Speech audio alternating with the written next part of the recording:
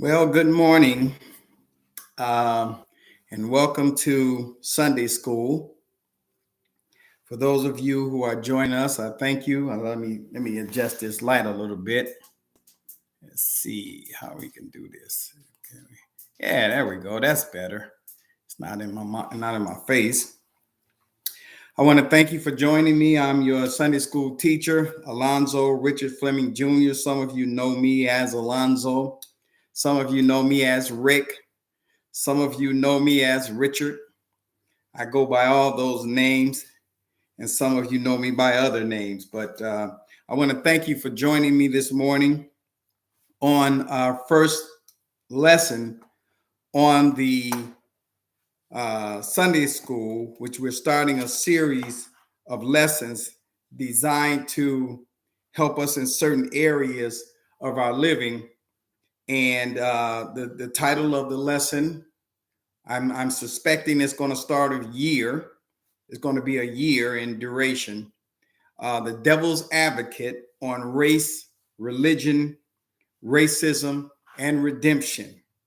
And I didn't give a big fanfare. I could have done a big production coming to do this, but I decided to just come on here and just speak what has been given to me, which has been given to me from the time I was a youth. Just to give you background on what I'm doing here, from the time I was conscious of myself and a creator of myself, I have always known that I would be speaking on these matters.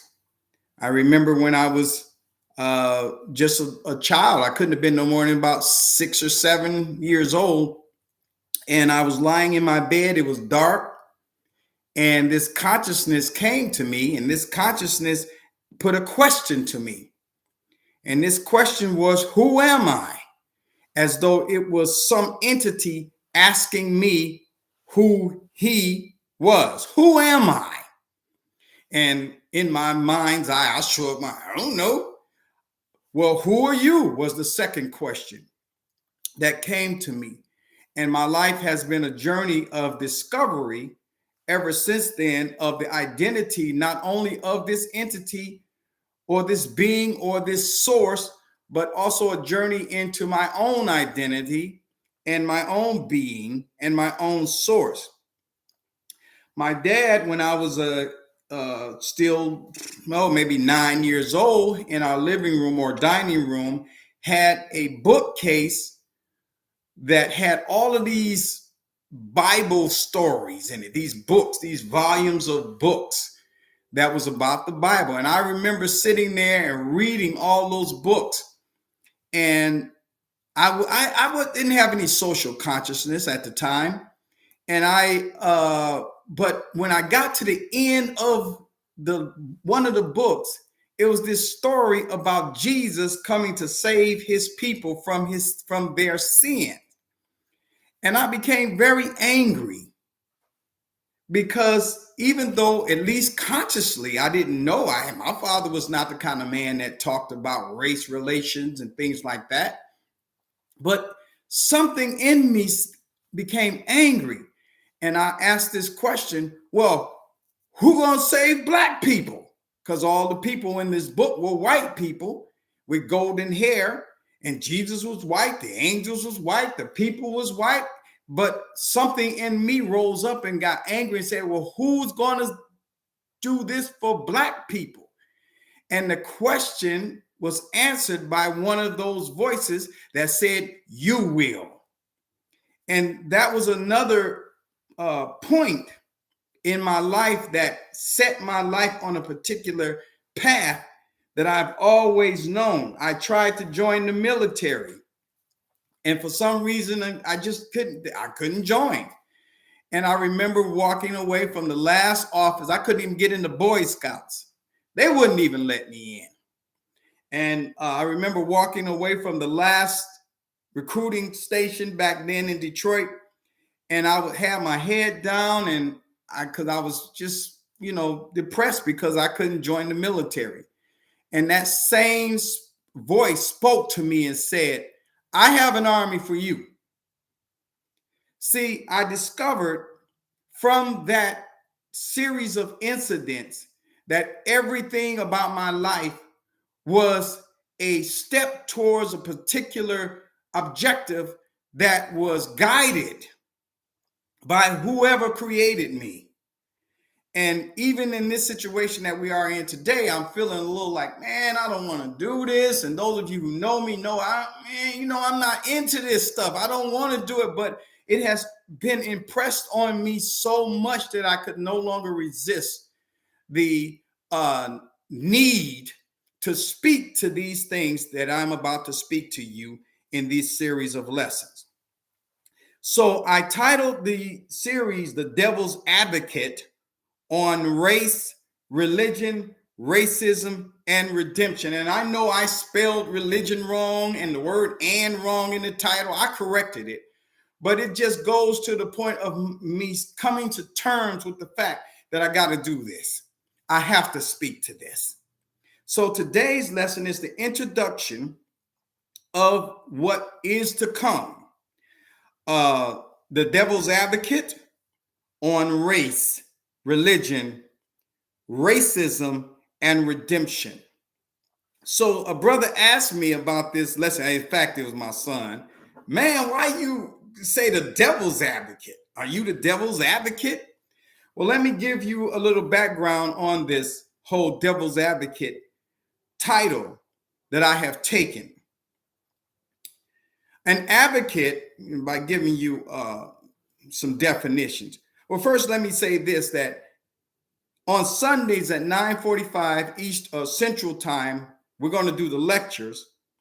And on Wednesdays at 7 o'clock Central Time, we're going to open it up for question and answers, and we'll clarify different things that we spoke about on Sunday, and you'll be able to ask questions and give input on the class. But I want to go through the lecture on Sundays, have like a class, a Bible class, if you will, kind of format on Wednesday where you can give input, ask questions, and I make clarification. So 9:45 on Sundays, Central Time, and on Wednesdays, 7 p.m. Central Time. So if you're in the Eastern time zone, like Detroit or whatever, or Chicago, or back east, it's going to be 8 o'clock your time. But we're going to be building on the work of Dr. Frederick K. Price, who did a series of lessons by the same title. It was a groundbreaking lesson on race, religion, and racism. So we're building on that work with a more evolved view of those items that he talked about. For example, I'm inserting redemption into it, which is a dimension of time that we're going to be discussing. And I'm going to be using several texts, including the Bible. I will use the King James Version of the Bible because even though there were several hundred versions of the Bible, I think that the King James Version of the Bible will help illuminate a lot of the things that they couldn't change when they start doing all the other translations to see, because as knowledge came, they had those who had an agenda had to change, and this is why you had have all these versions out there, because they had to change a lot of things that were, say, not too nice. So anyway, I'm going to use the King James Version of the Bible. I'm going to use the Quran. I'm going to be quoting from there. I'm going to be using mathematics.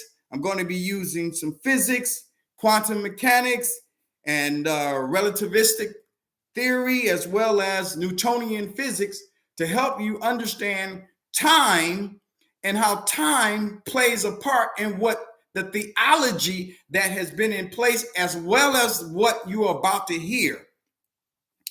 As well, I'm going to give you some tight logic here.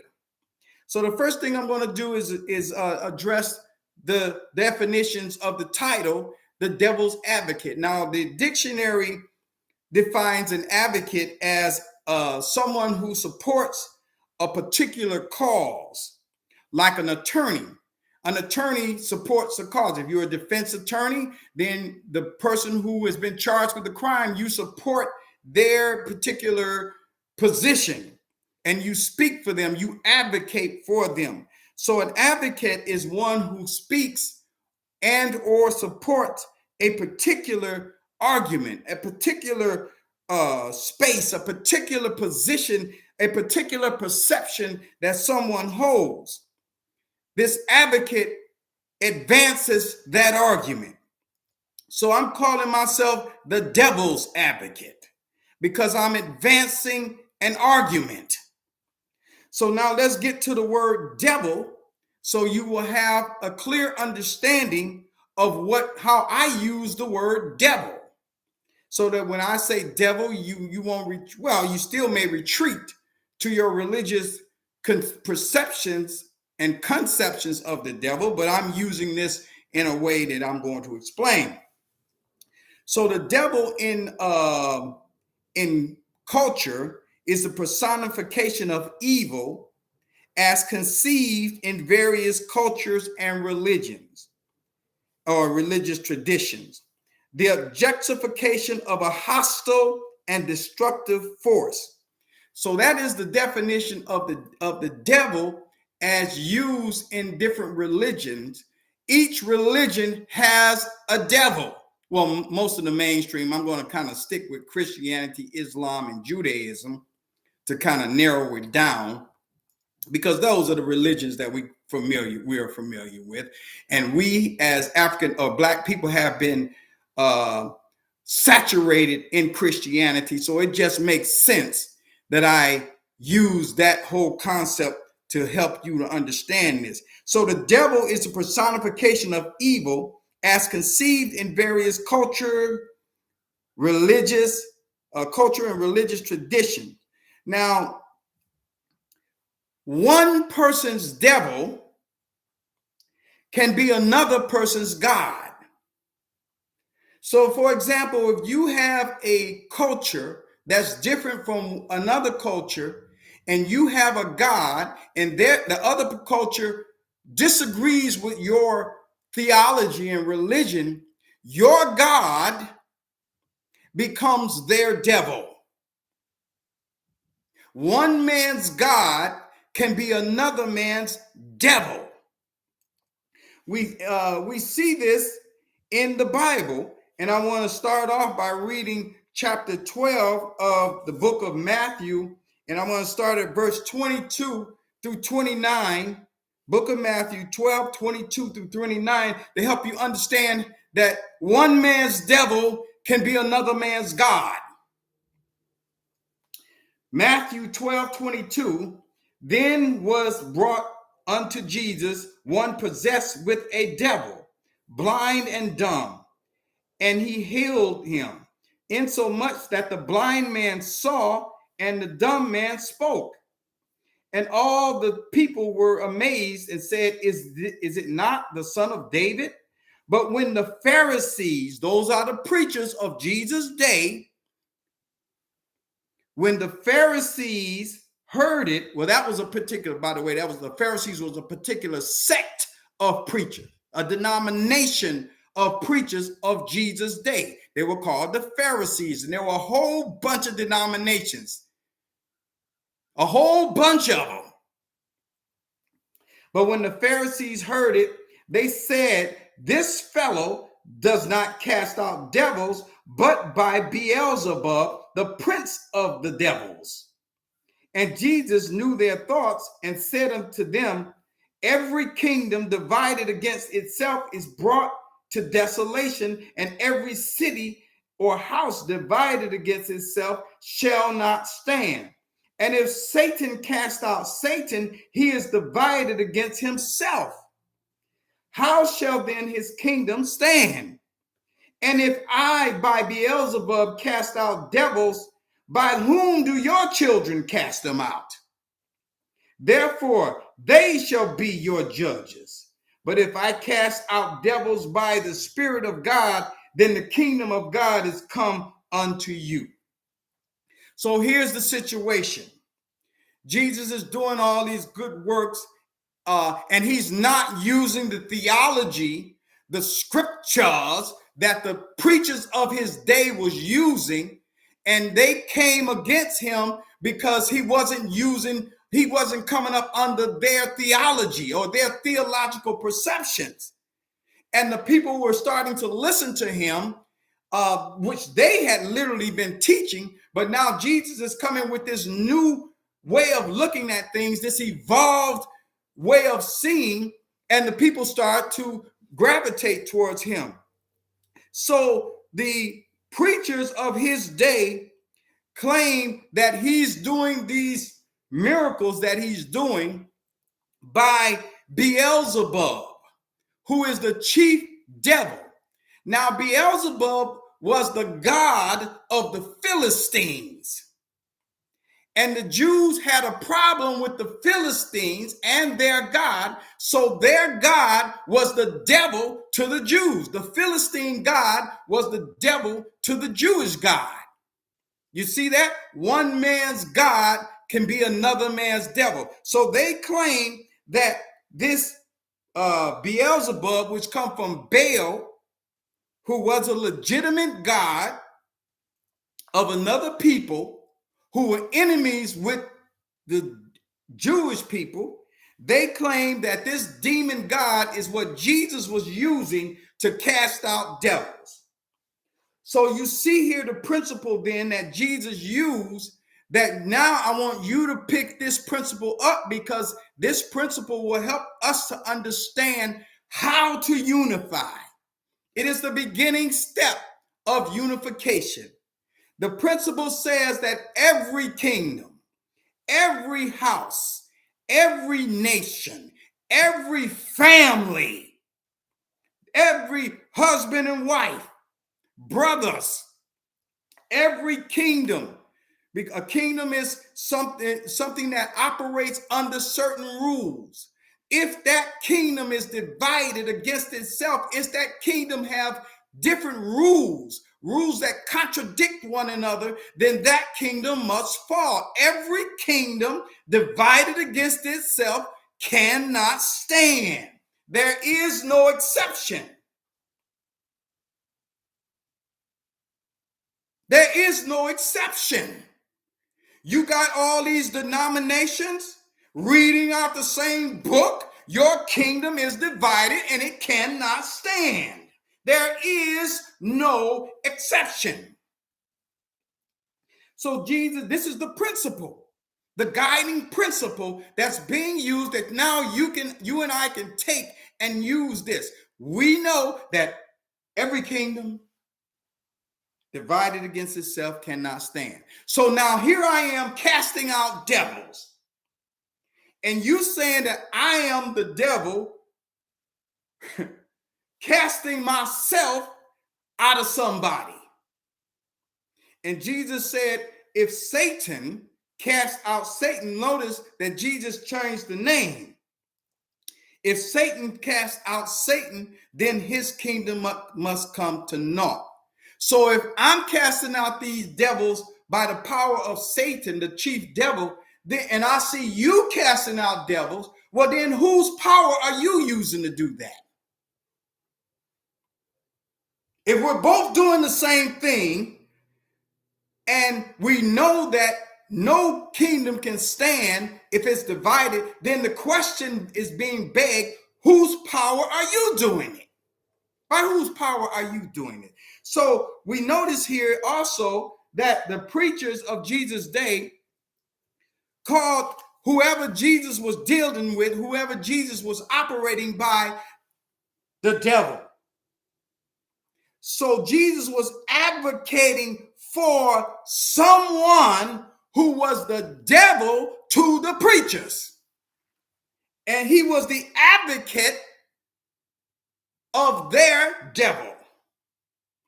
So here I am today calling myself the devil's advocate, and I'm here to tell you that I'm speaking from the same spirit, from the same level, from the same theological perception that Jesus uses. Thereby, since the preachers called him the devil, I am the devil's advocate, because I'm advocating for what Jesus taught. And we're talking about race, religion, racism, and redemption.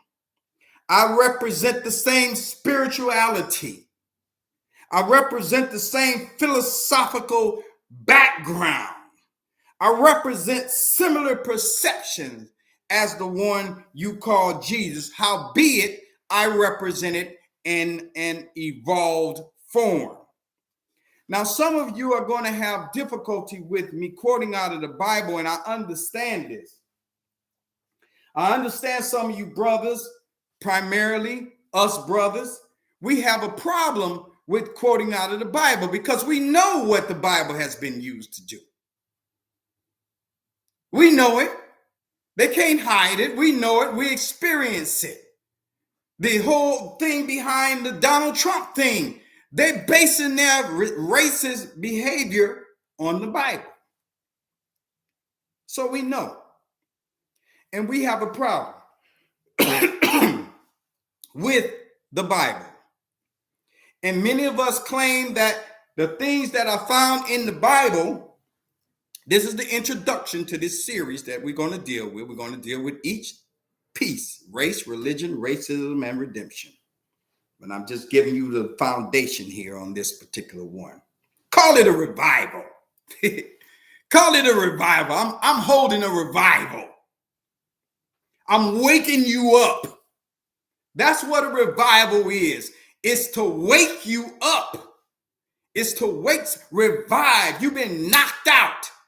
And it takes somebody who is not knocked out, or even the one-eyed man in the land of the blind. I got one eye, you blind, and I ain't got but one eye. But a revival is a waking up. So some of us brothers, we have a problem with the Bible because we know what has been done to us through the use of it. And we're going to get into Willie Lynch, and we're going to show you how Willie Lynch is used throughout this whole thing. And we say that they stole the concepts that the Greeks, we have Stolen Legacy by Dr. George G.M. James, who gives an exhaustive outline of how Greeks took so much of Egypt and claimed it to themselves, how Western civilization took many of the concepts, even the Declaration of Independence.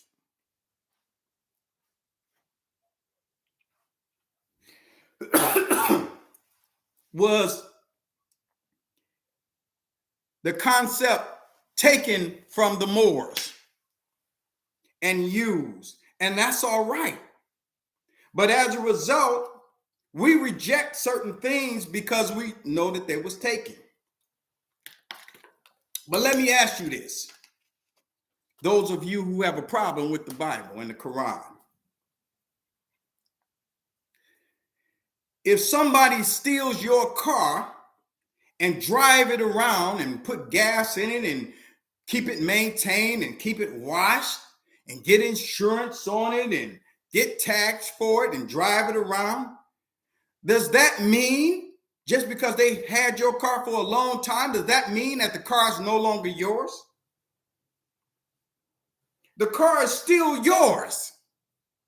And you have a right to that car, because just because someone took your car does not mean that the car belongs to them and not you. But if you go around and you start talking about, I ain't dealing with that, that's white man's thing. They stole that from Africa. Well, if that's the case, then it's yours. So we're going to use what's yours to help you to understand race, religion, racism, and redemption.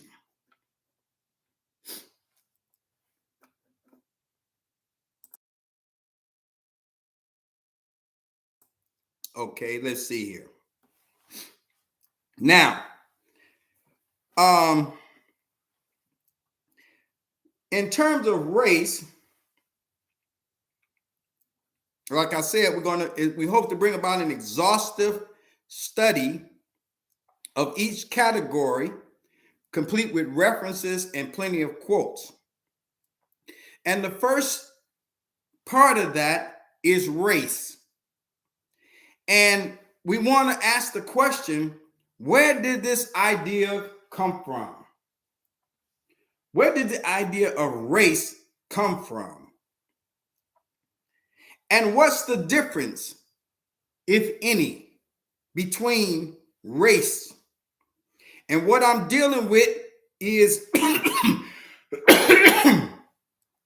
what I'm dealing with is the race of men.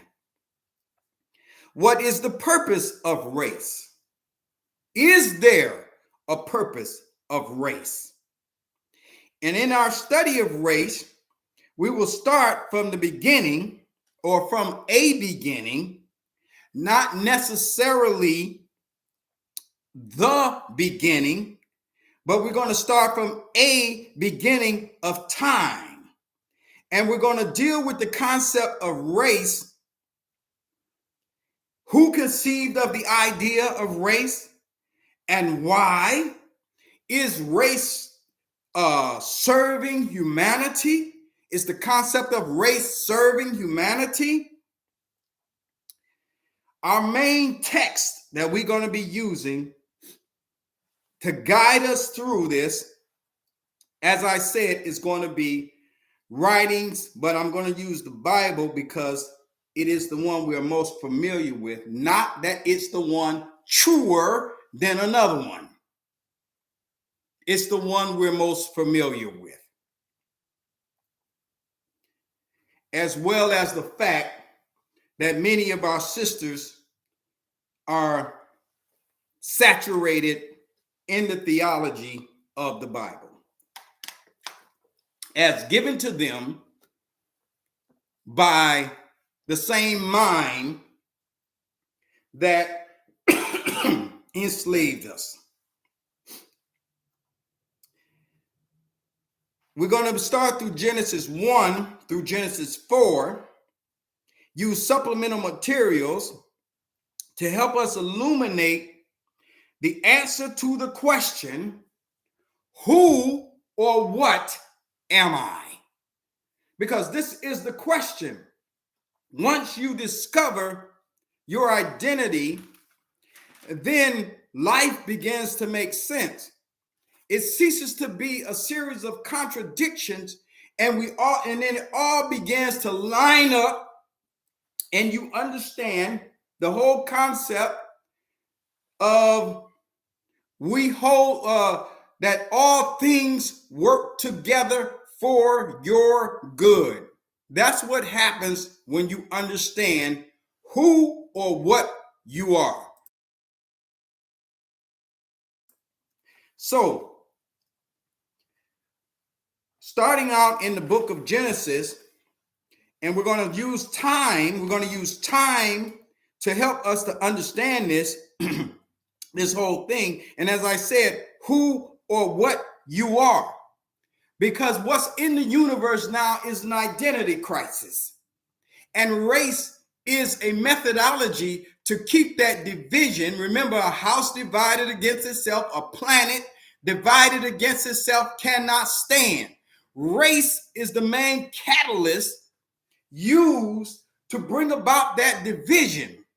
And you can see this divisive behavior, and you can identify who's doing it right here in the Bible. And I'm going to show you that starting today. So dealing with race, we're going to start off in the beginning. And let me see. Matter of fact, make some notes, by the way, of questions you might have, so you can answer. I can address them on Wednesday at 7 p.m.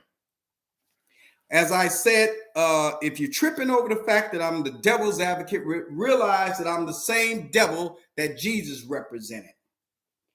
And as I said, that the devil to one man is God to another. And you can read all through the Gospels, the Injil, Matthew, Mark, Luke, and John, and discover that it did not matter what denomination the preachers of Jesus' day, who were the custodians of the institution of spirituality, it didn't matter what their denomination was. The fact of the matter is that when Jesus came on the scene, they all ganged up on him. And the reason that they ganged up on him, because he represented the end of their theology. And recognize this. This is a very important point you want to understand. Even though Jesus used the scriptures that they use, Jesus did not preach like they taught. He didn't speak like them. He didn't sound like them. He was completely above that whole idea. Anyway, going to a beginning in the book of Genesis, I called it a beginning and not the beginning, because if you start doing historical analysis of the Bible, you will discover that the Bible only accounts in terms of time for 6,000 years of the creation of the universe.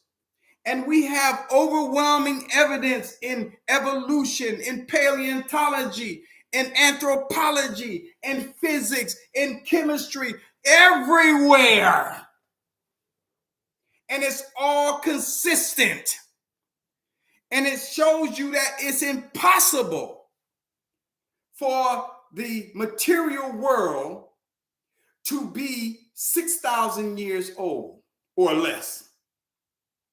We're talking billions. And as far as we know from the observable universe, 13.8 billion years old. Now, that's a far cry from 6,000 years. I say that to tell you this, that what you are recognizing here in the Bible is not the beginning of time, but the beginning of somebody's perception of time. It's not the beginning of time, it's the beginning of someone's perception of time. So that's why I call it a beginning rather than the beginning. In the beginning, God created the heavens and the earth. So now I'm about to deal with you. This whole thing is about you. They tell you that it's not about you. But I'm here to tell you that it's only about you. Because the whole universe is in you. You are the universe, and the universe is you. You respond to things based on your own thinking.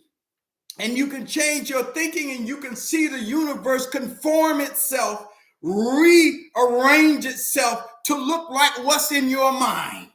And it doesn't matter what is actually happening, but because you have a perception in your mind, the universe opens itself up and conforms itself to look like what's in your mind.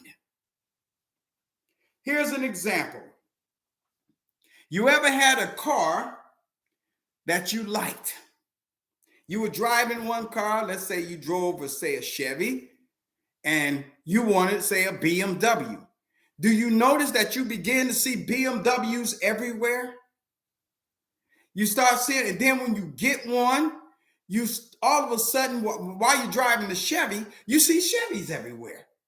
But when you get the BMW and start driving a BMW, all of a sudden you notice BMWs everywhere. And as time goes on, you notice fewer and fewer Chevys and more BMWs. And then it all of a sudden appears like everybody driving a BMW.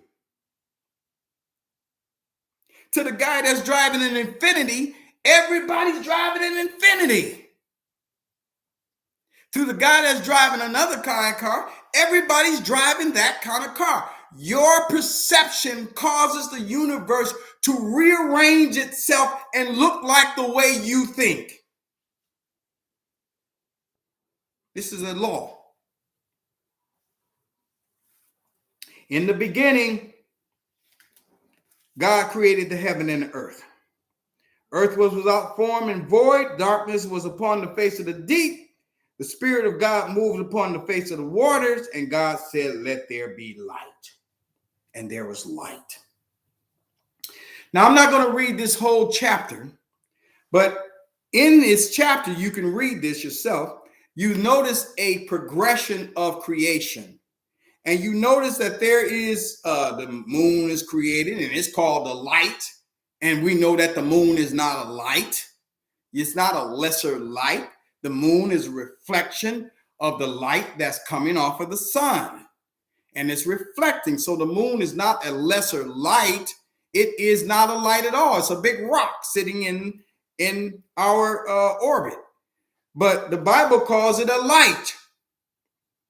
But you see, in a certain order here, that if this order were true, the universe would not exist. It could not exist, or at least the earth could not exist, what we call the third rock from the sun.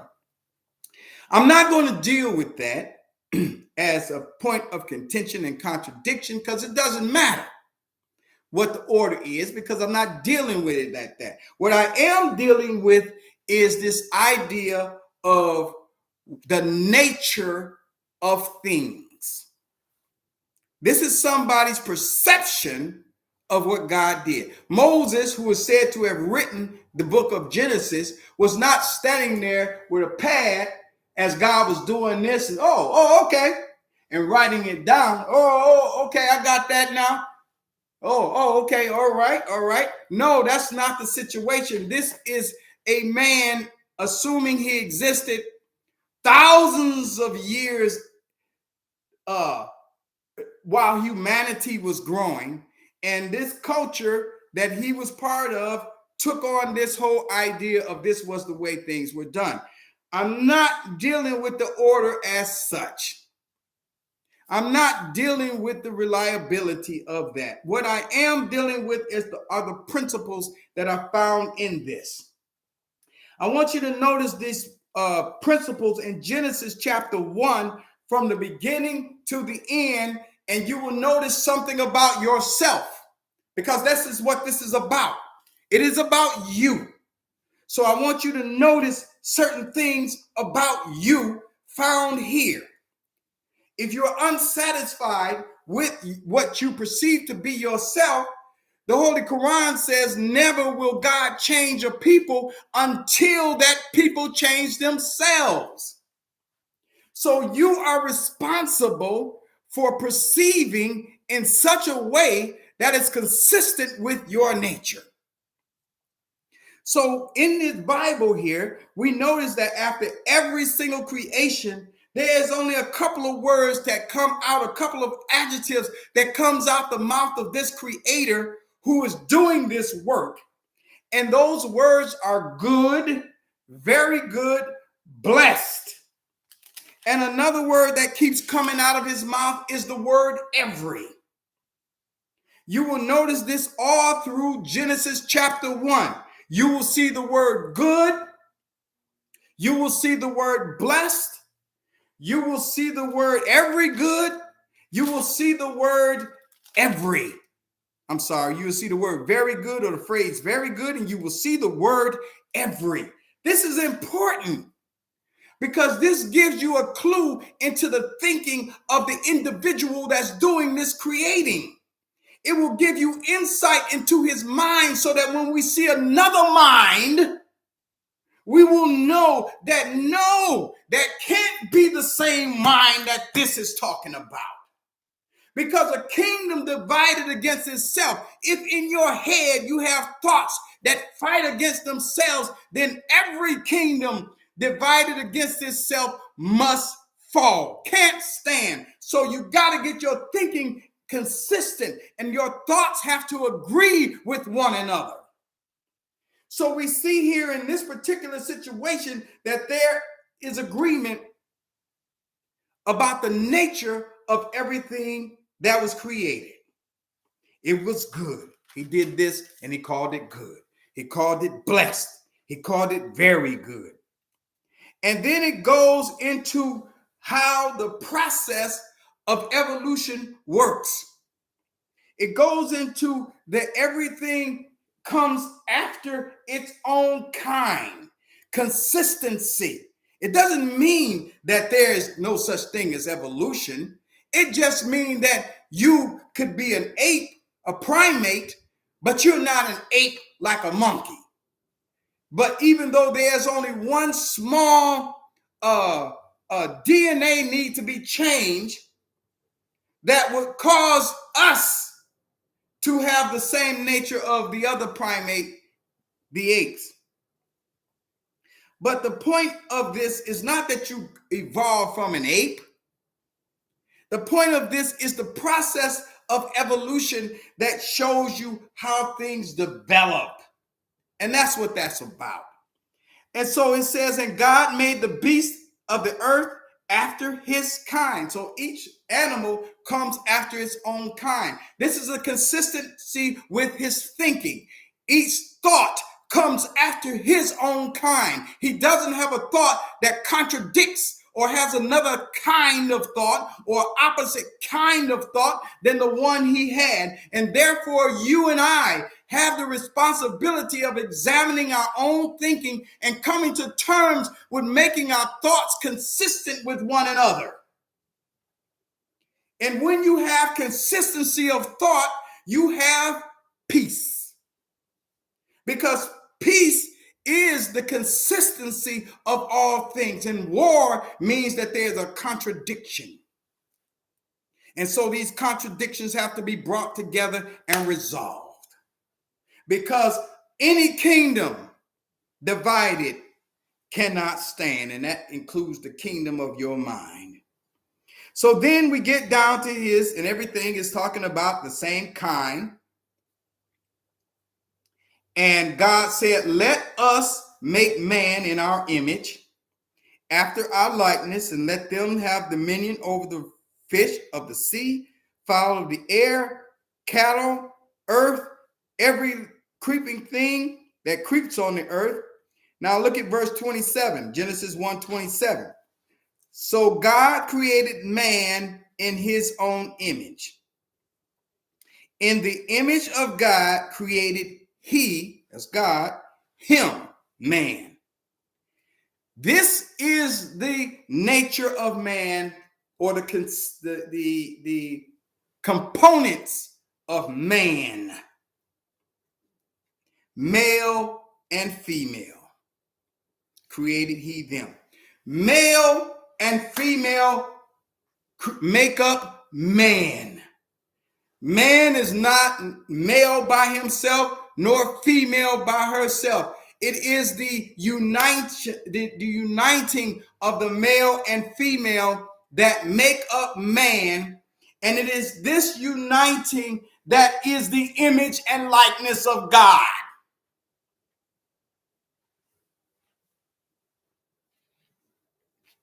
And God blessed them, verse 28. And said unto them, be fruitful, multiply, and you know, to subdue the earth. And then listen to this, verse 29. Behold, I have given you every herb bearing seed, which is upon the face of all the earth, every tree, that's important, in which is the fruit of trees, every tree now. Keep this in mind, because this is going to come back on us later on. And it's important. Every beast, every. There was no restriction placed on them. No slavery placed on them. No command to work for him placed on them. No restriction in their ability to dominate not only the third rock from the sun, but the word earth in the more enlightened understanding means the universe, the entirety of the material world. Earth and Venus are the same. Earth and Pluto, Earth and faraway galaxies are the same. Earth is what you have the right to dominate. This was given to you, and by giving this to you, two other things had to happen. There had to be an apparatus for you to command the earth given to you, and there had to be something about the earth that obeys your command. This is important. It is your mind, which has been given to you, as I said earlier, that causes the earth, the material world, to reconfigure itself and look like you think. It does not judge you because you have been given the right to dominate it. Whatever thought you hold in your mind consistently will cause the material world, which is really empty space, it's an illusion, it's not real, you are real. That's another point we're going to get to. Whatever thought you hold in your mind cause the universe to reconfigure itself and look like your thinking. And so it's important to guard your heart, guard your thoughts, because what you think, you see. What you think, you experience. Now, there are those who know this, and we're going to get into that on the upcoming lessons. There are those who know this and have a vested interest in keeping you with certain thoughts, keeping certain mantras in your mind. White privilege, white supremacy, we're oppressed, we're poor. Keeping these thoughts, we're unfaithful, we're this, we're criminal, we're that. And there has been enormous amount of time and money put into causing you to think a certain way, to accept certain thoughts that would produce certain configurations of the earth. So the earth does not judge you, brothers. The earth simply obeys you. So if you have thinking that tells the earth to oppress you, the earth will oppress you until you command the earth to stop oppressing you. It does not judge you. It obeys you.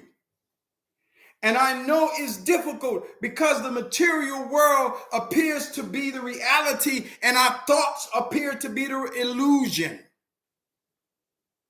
I know that is difficult, but with consistent effort of changing your mind and causing your mind to accept certain realities, you will quickly discover that earth obeys you. So if you constantly saying white privilege, do not be surprised if you keep experiencing white privilege. You have a mantra that talks about, that constantly gives responsibility for your development of your children, of your mind, of your wife, of your husband, of your dog to someone else. Do not be surprised if they do it, but they do it to their own benefit and to your detriment.